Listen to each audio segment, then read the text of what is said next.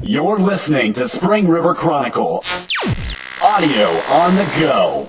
Cherokee Acres to be annexed to Cherokee Village by contributing writer Cindy Harris and read by Kent Lepley. Cherokee Acres is now slated to be annexed to Cherokee Village after the second and third reading of Ordinance 2011A as required by law. Both times a roll call vote was taken, and Alderman Ken Veers was the only opposing vote each time.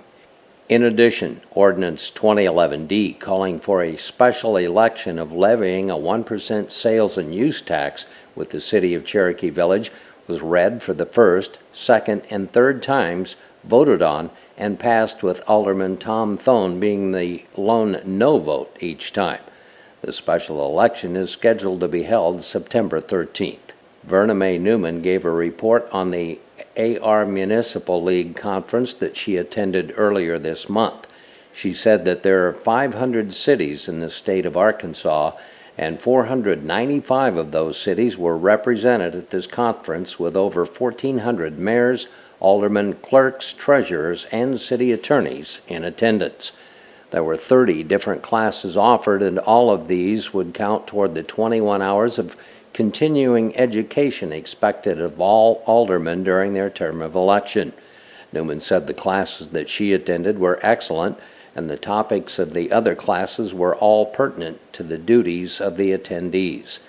Newman also stated that in light of the fact that in 2011 there are 1,023 new laws that affect cities, she felt it was an injustice to the citizens of Cherokee Village that the council didn't approve funding to send Lana Hamilton, city clerk, treasurer, and Terry Roman, systems administrator, executive assistant for finance, to the conference. For Newman's trip, she paid the $500 expense out of her own pocket, and so there was no cost to the city. Newman also reported that the state of Arkansas was increasing each city's portion of LOPFI, the Policemen and Firemen's Retirement Plan, by 1% per year for the next 5 years. This will be another burden on the already stressed Cherokee Village budget. David Crane, Street and Road Department head, reported on the $20,000 he requested for the hiring of 3 temporary workers. He was able to get grants to pay for some of the expense, and so he needs to use only part of that $20,000. In other news relating to the new Fred store coming to Cherokee Village, City Building Inspector Charles DeLoach reported Fred stores submitting their plans to Cherokee Village on Friday, June 24th, and so their plans are still on go. The ordinance for the franchise fee, 4.5% of each customer's bill from the Cherokee Village Water Department, has not been appealed, and the 30 days allowed for that appeal has passed. This means that this fee goes into effect in August, and since citizens pay water bills after usage, the amount of the franchise fees that the Water Department gives to Cherokee Village would be 4.5% of the September bills and due 30 days later. There has been no direct contact from the Water Board to the City of Cherokee Village on this matter, so Mayor Heffley is going to meet with Steve Rose, chairman of the Water Board, to determine what their intentions are. The Animal Control Department was discussed, with Police Chief Ricky Crook giving a report on the actual numbers of animals currently housed. He said that it is currently within the allowed limit and gave comparison cost for feeding and housing the animals versus euthanizing them. He concluded that there is very little savings in euthanizing them, if any. One reason is that 14 of the dogs are on a list to go to a rescue organization soon, and that organization is providing food for those dogs until transfer takes place. It is quite common for these animals to be sent to rescue missions when they have room.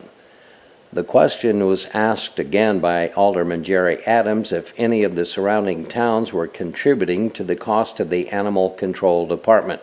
Chief Crook said that he had talked with the police chiefs of the surrounding cities, and they all said that the initial cost of contributing is preventing them from participating. Adams then pointed out that these 3 cities, Hardy, Ash Flat, and Highland, all have sales taxes, which Cherokee Village does not, yet they say they can't afford to help defray the expenses of Cherokee Village housing and caring for their strays. On another note, Bill Matzelboba, a Cherokee Village citizen, stated that 9 blue barrels have been set out at various locations for donation of dog and cat food to help minimize the cost of feeding these animals. He estimates that 60 to 70 pounds of food have been collected and donated in the last couple of weeks. If you're out and about, remember to drop off any spare cans or bags of cat or dog food if it's within your budget. Current locations accepting pet food donations include Price Chopper in Hardy, in Highland at Alco, Stuff Thrift Store, Shaw Veterinary Clinic, and Karen's Pet Grooming, in Ash Flat at Tri-County Farm and Ranch Supply, Dollar General, and North Arkansas Veterinary Hospital. This will help these animals tremendously. Councilman Lynn Maxedon praised the department heads on their efforts to cut back on costs in an effort to help balance the budget.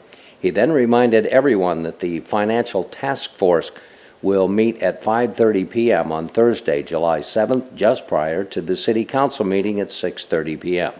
All Cherokee Village citizens are invited to attend.